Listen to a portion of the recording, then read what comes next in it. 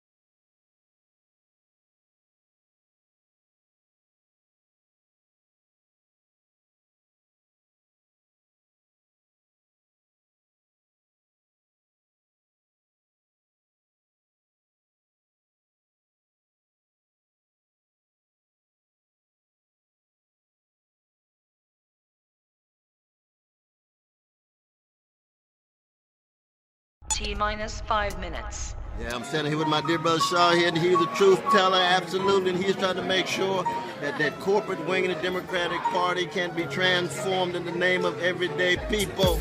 Yeah.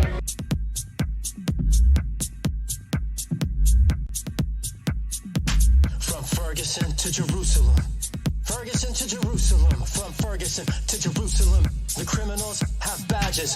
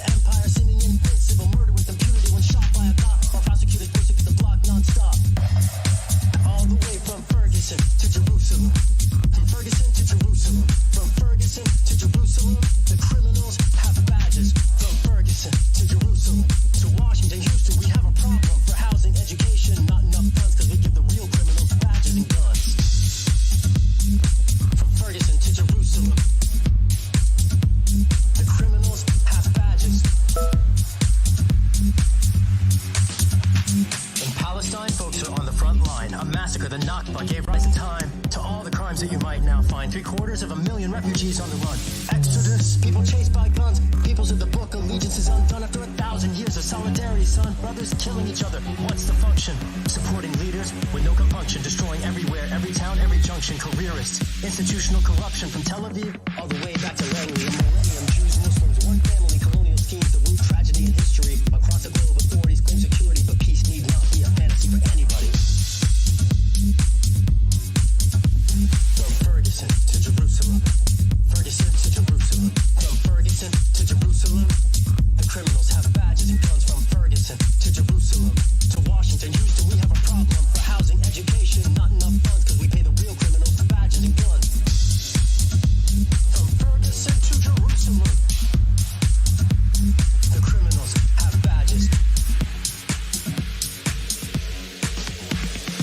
U.S. weapons in the hands of Israelis infect a whole region with imperial rabies. Diseases driving regimes crazy, serving a hegemon by killing babies, not just abroad, but across the U.S. Weapons used in Palestine by the IDF end up all over the world. Where else?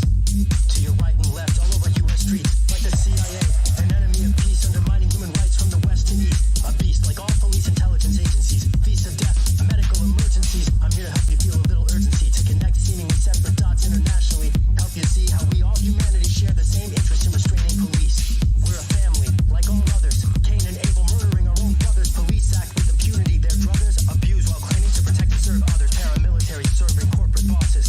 Communities forced to bear crosses. Innocent people gunned down every day. Dance, have fun now, but don't turn away. Tomorrow offers crucial opportunities to support any of the many communities targeted by authorities round the planet. Revolution needs to happen. Help plan it.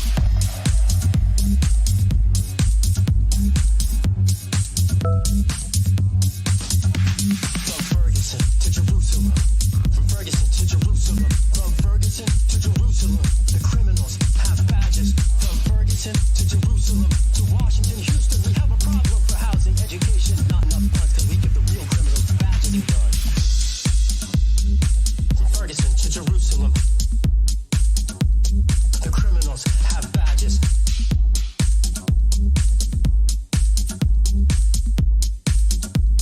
The criminals have badges.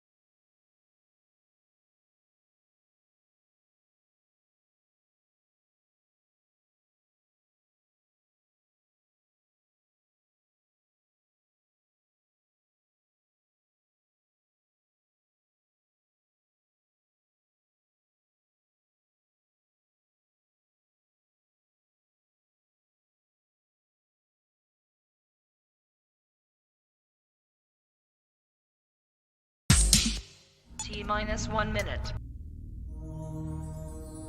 This is a story about control. My control. Control of what I say, control of what I do. That was a long ago. I'm in. Never gonna stop. To get what I want. I got to have a life. Now I'm all grown up.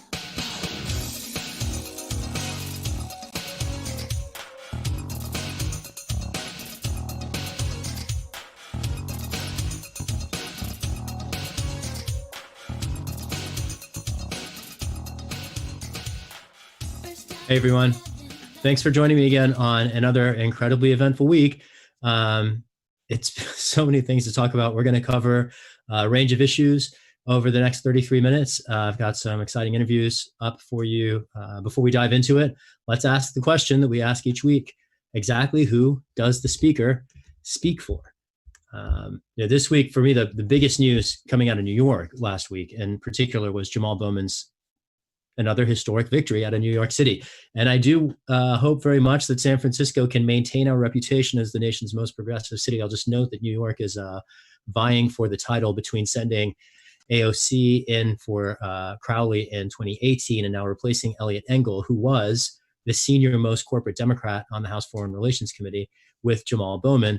New York has emerged as an epicenter of the progressive movement, and the generational shift and transition from Nancy Pelosi's era of corporate Democrats to the squad, which we aim very much to expand. We see Pelosi fearing the left, and it's demonstrable. The pressure that our campaign, as well as any number of social movement and issue-based campaigns have been mounting, have forced the speaker to abandon long-established positions on a whole range of issues. We'll get into that in a little bit. I do want to share an image that came to me that I shared on the phone earlier. Resonating with the person I was speaking with. I think increasingly of our campaign as a crux, and the levers as issues, and the social movements as the people pulling on the levers. And I see social movements with our campaign on the field forcing Pelosi to show up for work in a way that she hasn't had to in a generation. We're winning federal policy even while we audition for the chance to represent San Francisco and Washington. Some of the bills that Pelosi has moved through the House over the last few months, particularly in the wake of the emergence of the COVID pandemic. First was a series of bills with a whole series of bailouts for everyone from corporate lobbyists to health insurance companies and any number of corporate interests, while effectively turning a blind eye to the American people, particularly in the context of rent relief, which is poignant, it being the first of the month. Medicare for all in the middle of the pandemic is a no-brainer, and all Nancy Pelosi has shown up for is expanding funding for a program that is so expensive that most people can't use it anyway. And I want to contrast this with what we could have, what we will have, when we replace the generation of policymakers who've been so beholden to Wall Street with voices like mine and others to join the Jamal Bowmans and the AOCs and the Ilhan Omars of Congress. We can have on the table, we should be talking about right now, but Congress is not talking about, a universal basic income program, at least as an emergency measure during the time of the pandemic. Why are we rushing to reopen an economy and putting everyone at risk when we could just allow the pandemic to the virus in particular to settle and expire in the places where we can keep it at bay by not forcing people back into the public sphere? A UBI program and Medicare for all particularly would do that. But that's not, it makes too much sense, I think, for corporate Democrats because they're particularly committed to corporate interests. Another thing that is a no-brainer in the context of the economic crisis that we're all living through is a suspension of rents and mortgages. Ilhan Omar and the squad proposed exactly that. Nancy Pelosi does not buy it. She has felt so compelled by the public pressure to abandon, again, long-established interests, but the rent and mortgage relief that was passed through the House falls far short of the proposal from Ilhan Omar. We'll get into some of the ways in the particular deficiencies in just a minute. But I first want to just thank all of you for showing up in the way that you have, because our campaign is built by the grassroots. It's all the 23,000 donors. It's the 4,000 volunteers. Not only would I not be in this position, but I dare say the crux that we're presenting to the social movements, the ability to move Pelosi on these policy issues, you all are the fuel in that fire. So I owe you all, and I share very much my very deep gratitude. And, from the labor rights issues that we've pushed Pelosi on, to saving the post office, to the congressional war powers that she embraced, and even if she messed up the impeachment process, at least attempting to show up for it. On all these issues, you played a crucial role in forcing her to show up for work. So props to everybody tuning in. So let's talk about the rent relief bill really quick. Ilhan Omar's proposal would have canceled rents and mortgages and provided support for small landlords. It would have had the federal government and effectively the banking industry covering this national emergency and the housing costs that people are so poorly situated to deal with, particularly when so many people can't work. And instead, what the speaker embraced was a moratorium on evictions while back payments continue to accrue. And we need to cancel rents and mortgages and support small landlords at a moment. Pelosi has on other occasions very adamantly reasserted our commitment to capitalism. And you can see it demonstrated in this policy proposal, just like you can see it in her resistance to making healthcare a human right, or her resistance to climate justice. There's a bill with respect to energy policy, trying to get to zero emissions by 2050 that the House has passed. And the Sunrise Movement has acknowledged that it doesn't go nearly enough, and it doesn't go nearly fast enough. We have a climate catastrophe that is in full swing, and it is a species threatening existential crisis. And the corporate Democratic Party wants to rearrange deck chairs on this deck of a sinking ship. We have to actually deal with the problem, and that's keeping it in the ground, and that's a Green New Deal. Half measures won't work. And I don't want to turn this screw too sharply, let's say, but the generation of policymakers that Nancy Pelosi represents, they're not going to have to deal with the consequences of their decisions. And we, the people of the United States, are. And we should put in place some people who have an interest in the outcome, who have skin in the game. And I think that's all the more reason that we need to embrace the generational change that is ultimately inevitable. And I would just invite people to not wait around for it to happen, because we have waited entirely too damn long. I want to note also with respect to policing, this is an area that for me is very deeply felt. I've been working on the civil rights issues raised by predatory policing for over a decade. And Nancy Pelosi recently showed up in the Justice in Policing Act for a range of reforms that the movement has clamored for the better part of a decade. And I'm glad that she finally caught up on many of those issues. Many of the parts of the bill, particularly the police body cameras provisions, are actively harmful. And I just wonder why police unions are part of the conversation about police reform. That's a position that Nancy Pelosi seems committed to. And, I certainly would feel very strongly otherwise. Let's share some updates from the campaign before we dive into some of the other issues and get into the interviews that we've got lined up for you. I'm looking forward to sharing them. We just finished the end of the second quarter, and I'm amazed at the support that has emerged for our campaign. We crossed $1 million raised halfway through June, and we continued to accelerate since then. We raised very nearly $250,000 just in the last month alone, and we have now 23,000 supporters from every one of the states all over the country. The field program is similarly accelerating. We've been training volunteers every other day, getting dozens of signups a day. So our program's now making over 6,000 phone calls a week. Last week, 1,000 of those calls were in Spanish. We're excited to now have a Spanish phone banking program up and running. And we've got some new folks joining the team who I'm very excited about, including someone who played a very prolific role on Bernie's team here in San Francisco. Some of the media appearances that we've had in the last week include an op-ed that was published by Common Dreams. We co-wrote it with Rebecca Parsons in Washington State, who's running also a campaign against, I believe, a Democratic incumbent. And the op-ed particularly emphasized how Medicare for All highlights this commitment and the distinction in between the commitment on the one hand between Rebecca and I and other Democrats running to challenge the party center. We share a commitment to our communities and public health, and the corporate interests that Speaker Pelosi and other corporate Democrats privilege instead support the pharmaceutical industries, the health insurance industries. And at the end of the day, we, the people of the United States, are paying a price for that commitment every day. And the pandemic makes it all too clear.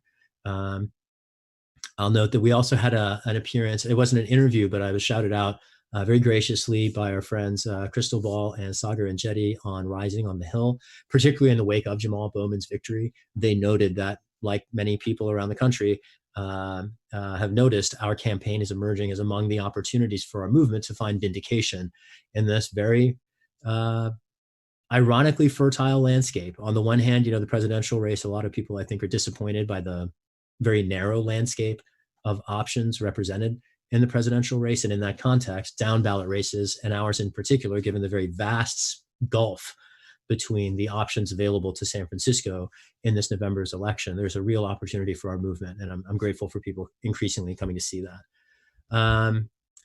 Maybe, Jeff, can I see if we had any questions come in from the audience yet before we go into our interviews?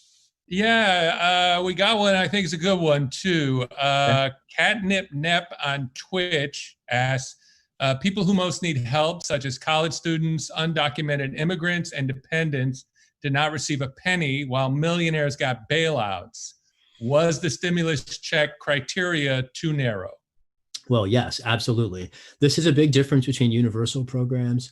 I usually contrast them with means-tested programs. In this case, the stimulus checks were very limited, particularly to people who had paid income taxes and were in the system. And if we're interested in a universal program that supports the economy broadly, that's got to include everyone, including our undocumented neighbors. I think there's a further piece here to grip with just the difference between one-off, one-time payments and recurring payments. Wall Street has what amounts to an indefinite spigot. They can just turn on the government pipeline whenever they need a bailout. That's been proven, right? Every time Wall Street runs off a cliff or into a wall, the government, Congress, you and I have been there to bail them out. And that hasn't been true reciprocally. As we, the people, hit walls, there is no bailout. All we've gotten in the face of this very profound crisis is $1,200 one-time payments twice for some people. And a $2,000 a month UBI for every person is a very sharp contrast from that. And making sure that even the meager payments that have been authorized are distributed broadly instead of very narrowly is important. I do want to just riff here in terms of when we construe benefits in this case, narrowly versus broadly, that maps very closely to the way that we do the same thing with rights. And I'm thinking about voting rights, which we could interpret very broadly or very narrowly. And I'm just raising this because I would like to be celebrating Charles Booker's victory in Kentucky. And one reason we're not is because voting rights in particular, with the support of too many corporate Democrats, have, as like the bailout fund eligibility requirements, interpreted very narrowly and increasingly narrowly. And we shouldn't be interpreting either the eligibility for government benefits or rights, particularly voting rights, with an inclination toward narrowing this sphere of participants. Those should be spheres that we all share an interest in expanding. And I appreciate the question. It's certainly true that I see reflected in the priorities of the House there, Nancy Pelosi's priorities, and the idea that 43,000 millionaires got a tax break of over $1.5 million each, while too many people didn't get anything, and some of us got two-time payments of $1,200 each. That does strike me as ridiculous, frankly.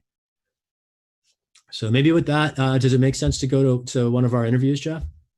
And just remind people that they can keep sending in questions in the comments. I'd love to hear from David Witkin now. Right. I'll go ahead and just intro that. Yeah, please share any questions you have. You can comment on any of the platforms that you're watching on. So it's July 1st, rent's due. And last month, over 30% of renters couldn't make their housing payments. And this month will likely be even worse. And we wanted to check on one of my neighbors, a supporter of our campaign, to share a view of what life is like for too many people in San Francisco today. So, John, can we play the tape with David? With rent coming due for millions of Americans around the country today, it's an important time to consider the challenges that people are facing just staying in our homes. Between the public health crisis of the pandemic, there's obviously also an economic crisis. We're going to talk today with a neighbor and supporter of mine who is dealing with this very much in his own life. So I'm grateful to be joined by David Witkin. Thank you so much for joining us, David. Thank you for having me. I'm glad to be here. Do you want to share a little bit about the situation that you and your community are finding yourselves in? Sure. I'm a San Francisco resident for a very long time. I moved here in 1992 and never looked back. I've seen a lot of changes in this town, and I haven't always had it easy here, but for the past 20 years at least, I've never had trouble paying rent on the first of the month or before. And this is June 1st of this year was the first time I was not able to find some way by hook or by crook to have enough money to pay the rent on the first of the month. As it turns out, the overall community that I pay my rent to had not been able to pay their rent for the 2 or 3 months prior to that, but that's neither here nor there. For me, this was the first month that I was not able to do it for myself. And I'm on a fixed income. I'm disabled and on Social Security disability. I do have some additional income that was coming in before coronavirus, and that took that away. And because I was paying 75% of my income towards rent, which is somewhat typical in San Francisco, I'm afraid, that put me instantly in an emergency situation. And You said that you're paying 75% of your income in rent. Yep. And considering where I live and how well I live, considering it's actually kind of a bargain. And I live pretty well for all that, in a pretty nice area, in a pretty nice place with access to a lot of the things I need. It's actually pretty good considering, and I live with people I love, and it's a long story, but it's actually pretty good. And just par for the course in San Francisco. So, but with that said, the additional income tanked. It's gone. Right. And the savings are gone. And so now, come July 1st, if I don't have anything other than just the government subsidy income, I could be in for a lot of trouble. And if we were to contrast this, say, with a world in which we passed the Cancel Rents and Mortgages Act, this is the bill that Ilhan Omar has proposed to suspend the payments of rents and mortgages indefinitely during the pandemic, not allow the payments to accrue into large balloon payments, and to also offset the burden facing small landlords by providing government support to them so that banks and corporate landlords bear the cost of the pandemic. How much of a difference would that bill make in your life right now? It would take the stress away immediately. It would not only de-stress me as an individual, because I would then have at least these 2 months and whatever next month in the future to organize my thoughts, to save up my money so that I could begin to get ahead. But it might even put a pause on the financial stress level for the community at large. We would be able to catch up financially as a whole community, which would be great for us to do, since we just paying rent is not our mission. We want to exist for a reason and be a resource for the community, and not being behind on a rent is a good way to enable us to do that.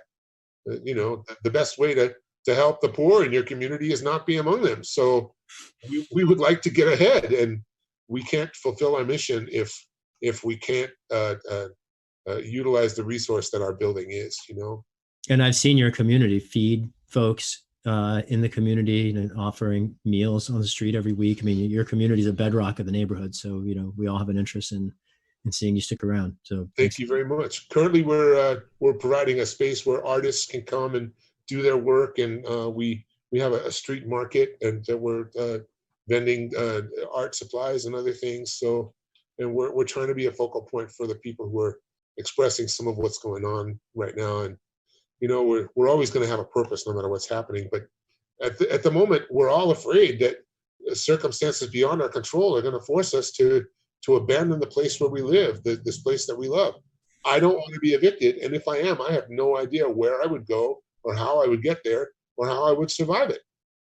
I'm immunocompromised, so if I'm out in the world at risk of COVID-19, I don't know if I would survive it, and I don't know how I would find another place, and I don't know how I would move around being handicapped and unable to do so on my own in any case.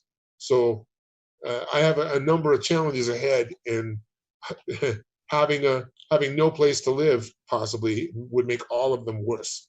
And I know that my community does not want to see that outcome for me, nor do I want to see that for the other people who live in the community. but we may not have any way around it.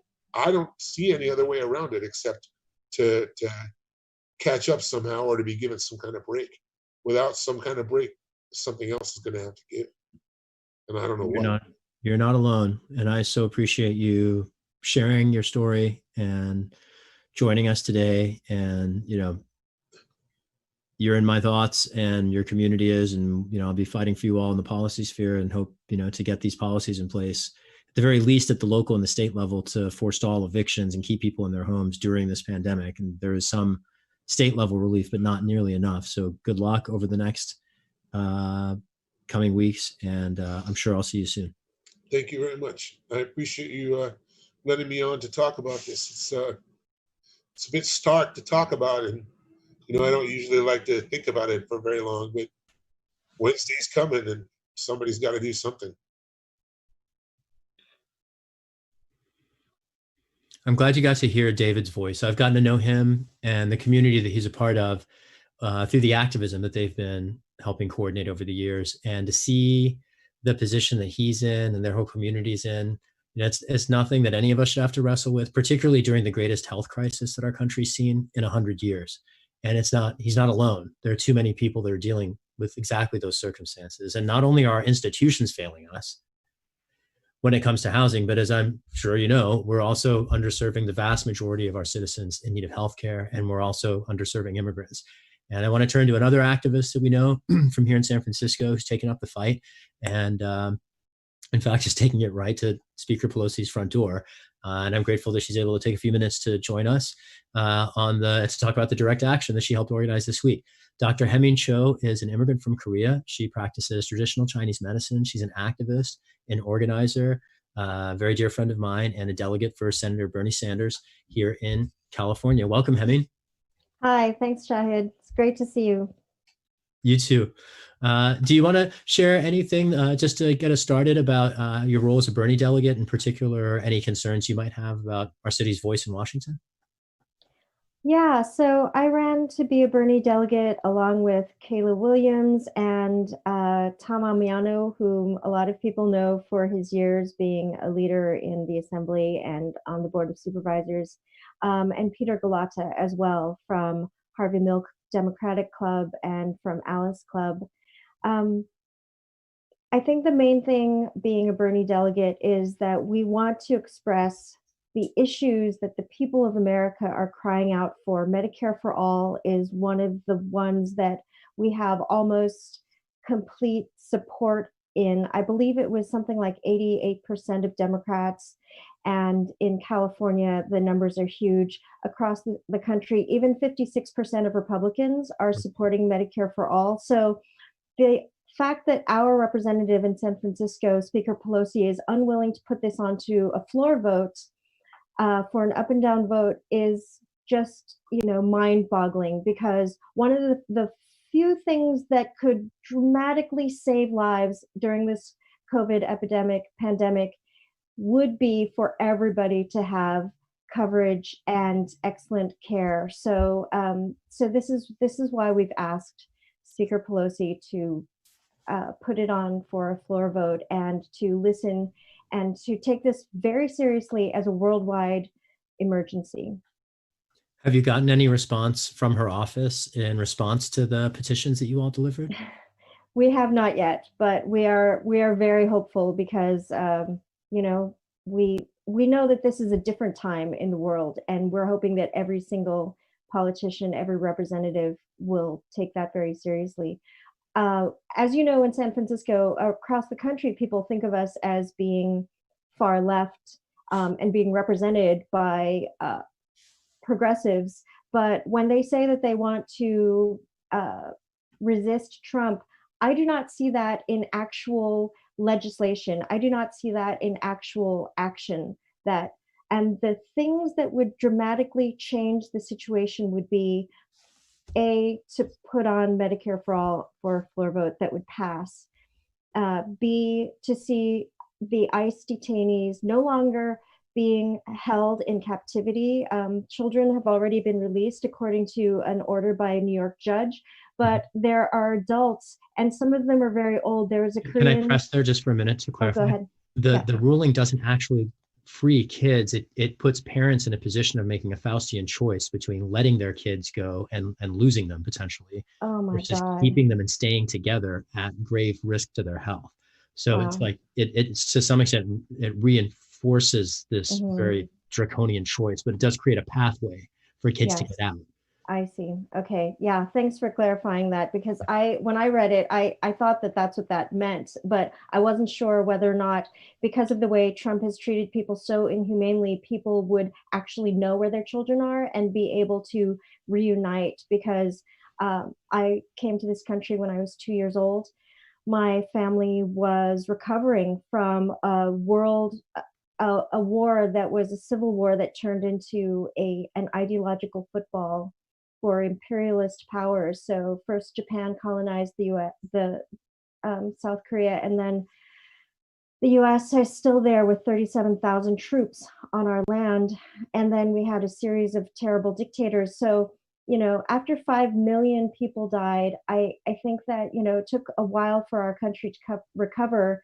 And we came to America with very high hopes and big dreams, because my parents both firmly believed in the democracy that they thought America had. They thought they would be treated like equals. And what they discovered is that when you are a person of color, you are not treated the same.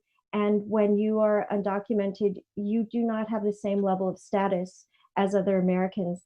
And that should not be a barrier, because clearly the immigration laws were written, not with humanitarian or egalitarian principles in mind, but rather, to uphold the corporations that are using the labor of people of color from all over the world without giving people status and civil liberties. So right now, Chanton-bun, as somebody who has served his time, but Governor Newsom is going to hand him over to ICE authorities, and this is the same conundrum. So as a kid, I didn't have healthcare. Chanton-bun should not be given to ICE authorities because he's an immigrant. And so this is the double standard that we're seeing. Healthcare is a race and equity issue. Healthcare is a poverty and working class issue. That's why Americans need Medicare for all. And I don't see why anybody could stand against this in this moment. Well, you were just talking about how healthcare is a race and equity issue, and the pandemic in particular seems to have exposed a lot of the long established inequities in healthcare access, in nutrition access, food deserts, so many different points of inequality. As a medical practitioner and an activist, can you talk about that? How the pandemic in particular has a unfortunately racial dimension, and how that shows up in healthcare outcomes? So African Americans are 2.4% more likely to die if they have exposure to COVID. And I believe it's You say over 2.4 times more likely to die 4 times. Yes. among Yes, more people who get likely to die infected? Wow. among people who get infected. And also indigenous folks on the reservations, because of the lack of water and the poverty in general, their ability to stay safe and the relative lack of healthcare on reservations, they are more impacted by COVID than other people. Here The in infection California, rates in the Navajo, for instance, reservation are through the roof, right? And then we've that's right. seen the Lakota, for instance, try to maintain public health measures that right-wing governors have tried to oppose and undermine, which is just like a replication of some of the worst examples of settler colonialism that we have from our racist past. Exactly, exactly. And here in California, Latino people, especially young Latinx people, are more likely to get COVID than other people because they are working in frontline jobs. They are either in factories, picking food in the fields. They're working in restaurants. Oftentimes, they are going to come into contact with more of the public, or they're working counter jobs or store jobs where they're just more likely to be exposed. And I think it's under the age of 30, 74% of people who are being exposed to COVID are Latinx people. So the rates are just really shocking. And so it is absolutely a race issue. And then when you look at the most impacted people are people in prisons, people who are in ICE detention facilities, people who are homeless and either in shelters or still living outside on the streets. There was a mutual friend of ours, John Jacobo, who worked on this study that UCSF had coordinated, I think corroborating exactly the point you're making about the disproportionate infection rates among Latinx people. And I think it reflects a sort of, to some extent, the notion of class, I think, is being transformed under our feet. You know, historically, class in the United States might be a matter of like what luxuries you have access to or what challenges you have to endure. And now it's literally the case where if you're an essential worker, you are placed, your life is placed at risk, and the lives of your family members are placed at risk in order to participate in an economy that people with the opportunity to work remotely or from home are, you know, immune, at least from that particular one part of that risk. And that's a really disturbing amplification of class stratification that the pandemic seems to be creating, that I'm certainly very disturbed by. Is there anything, Hae Min, that you want to share by way of campaigns or upcoming events hosted by any of the organizations that you're working with, or ways that people can plug in to help support? Thank you for asking that. I don't have all of the websites at the tip of my tongue right now, but I wanted to alert people to the fact that there is a GoFundMe for Navajo people in reservations in order to give them extra funds to fight for their health against COVID. We are also trying to get Governor Newsom to release all of the ICE detainees, and so people can plug into those actions in addition to releasing them and to shutting down ICE as an inappropriate mechanism. They can easily just simply not hand over prisoners to ICE officials. Another thing that we're doing is we're trying to push on putting people into hotel rooms that are largely empty. There are over 60,000 hotel rooms that are empty, and there are people who could isolate safely in them. We were promised that something like 105,000 people statewide would be able to get into hotel rooms, and they have not gotten more than 16,000. So he's falling well below. 105,000? Yes, out of 105,000, which is a low estimate of how many homeless people there are in the state of California. Right. I believe the numbers are about 16,000. And in San Francisco, London Breed had made this promise that she was going to very quickly bring about 1,000 people into hotel rooms within a few weeks. And the numbers keep going down because they're actually moving people out of hotel rooms and putting them back into shelters where they are getting reinfected and then having to go back to the hotel rooms. And so if people can plug in by joining DSAusa.org, and if you live in San Francisco, also let us know, DSASF.org. Join our revolution. Join Bernie Kratz in San Francisco Bernie Kratz. Join Progressive Democrats of America. And that is happening everywhere around the nation. We're in 50 states. Our revolution, I believe, is in almost all 50 states as well.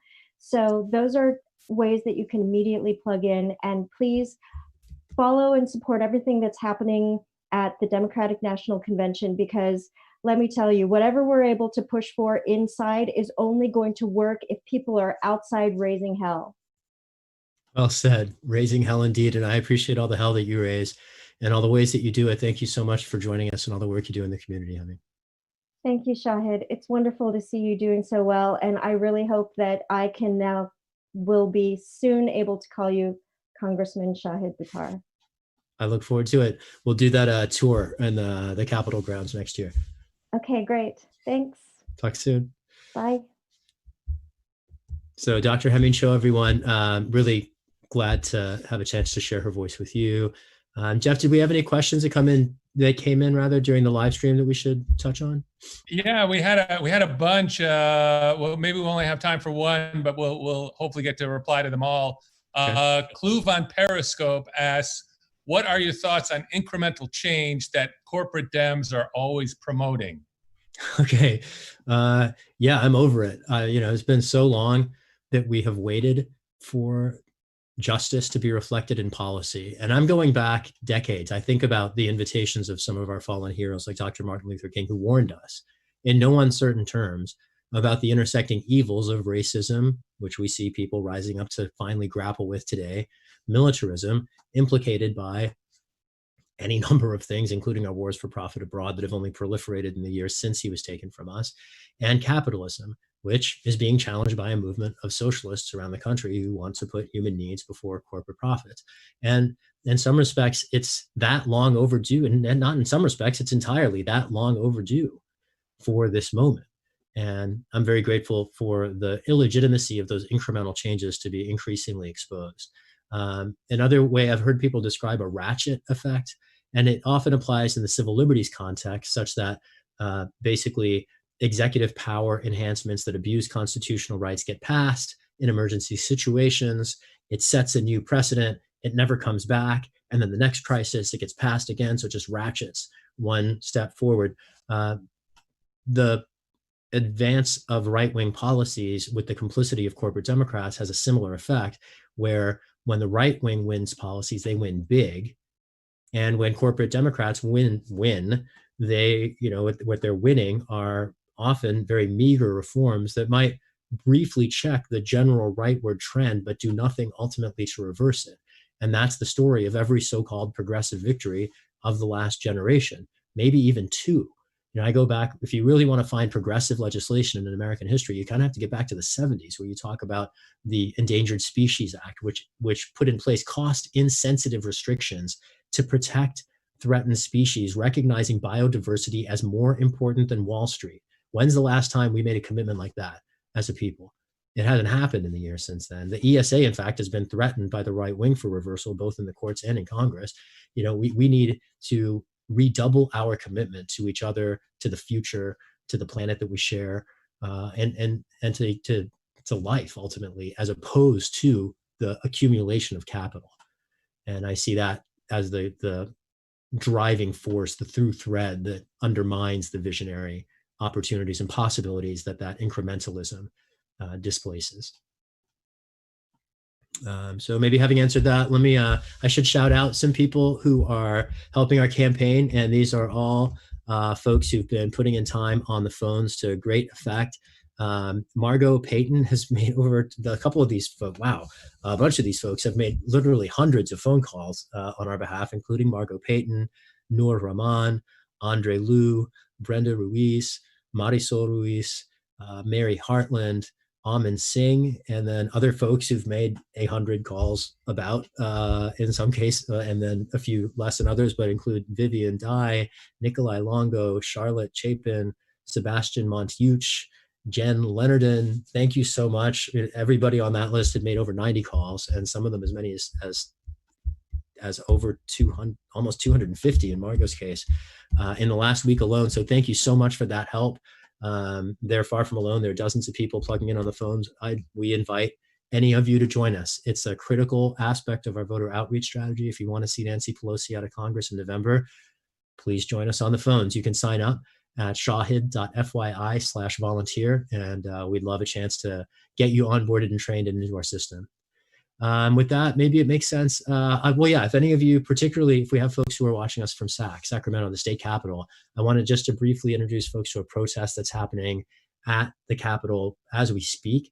So this is hosted by All of Us or None, forward-thinking organization that is doing a lot of work at the intersection of criminal justice, community empowerment. I had a chance to speak this week with William Parker, one of their representatives, who took a few minutes away from preparing for the protest today to fill us in on his story and what they are working on today in Sacramento. Just in my case alone, I was given a plea bargain of 7 to life with a possibility of parole and 2 years for a gun enhancement. 31 years later plus, I found out that plea bargain was the most I could have received if I was found guilty in a court of law. So just sit with that for a second. If I was your son, if I was your brother, if I was your best friend since Head Start, and you knew that I was going to serve 31 years in prison as a plea bargain, at the age of 17 years old, how would you feel? And tell us again where people can join you all for the rally in Sacramento. When and where is the event happening? This is going to be July 1st in Sacramento. You're going to see about 500 or 600 photographs of all the victims who've been, maybe not all the victims, but a lot of marginalized victims, mostly Black lives victims of police brutality and killing, and I call murder with the state authority.